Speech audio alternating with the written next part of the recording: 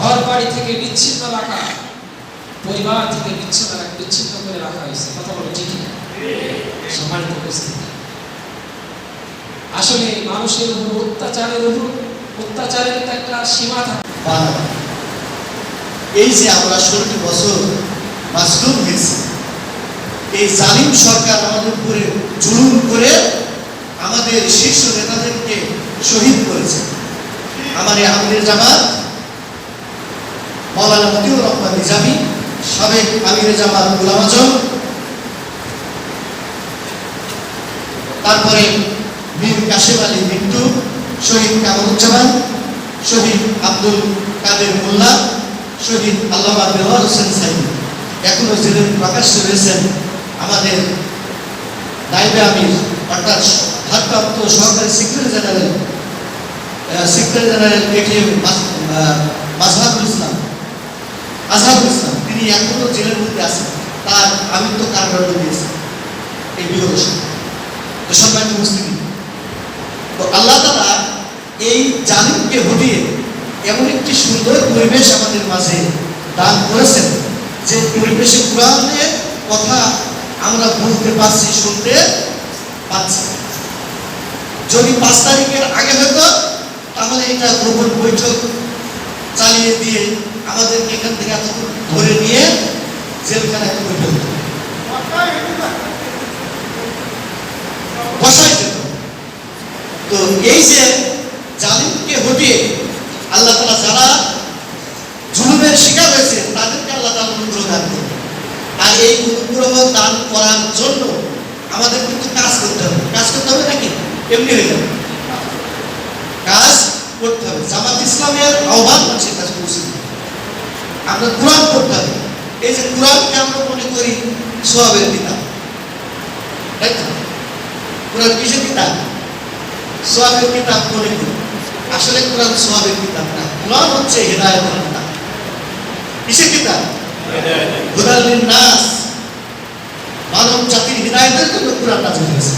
অর্থাৎ মানব সৃষ্টি আল্লাহ, আর এই মানুষ কিভাবে চলবে এর দিক নির্দেশনা আল্লাহ তাআলা কোরআনে দিয়েছেন। আর এই কোরআন যদি সমাজে প্রতিষ্ঠিত হয়, এই যে ছাত্ররা আন্দোলন করলো, এই আন্দোলনের নাম হচ্ছে বৈষম্য বিরোধী আন্দোলন, তাই তো?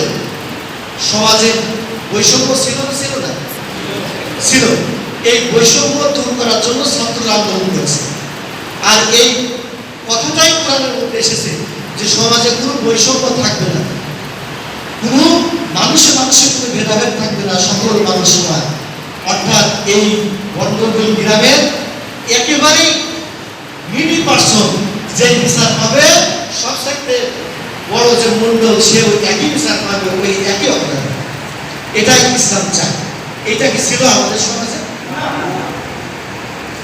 যার টাকা আছে, পয়সা আছে, আপনারা জানেন যে বসুন্ধরা গ্রুপের মালিক তানভীর সোহান একটা মহিলা মুনিনাকে হত্যা করলো, আরো অনেক কিছুই করেছে, করার পরে হত্যা করেছে। ও কথা আমি বলছিলাম।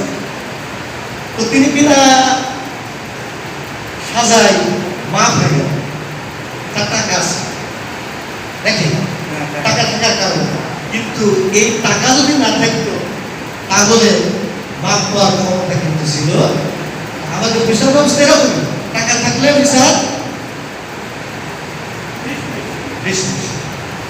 আমি যেটা বলতে চাই, এই সমাজে আল্লাহর হুকুমত প্রতিষ্ঠা করতে হবে। যেমন আমরা সালাত ইবাদত মনে করি, হজ ইবাদত মনে করি, যাকাত ইবাদত মনে করি, ইসলামী আন্দোলনকে ইবাদত মনে করি না। আল্লাহ তাআলা বলেছেন আকিমুস সালাহ, এটা মানি, কিন্তু আকিমুদ্দিন এটার ক্ষেত্রে আমি নীরব থাকি।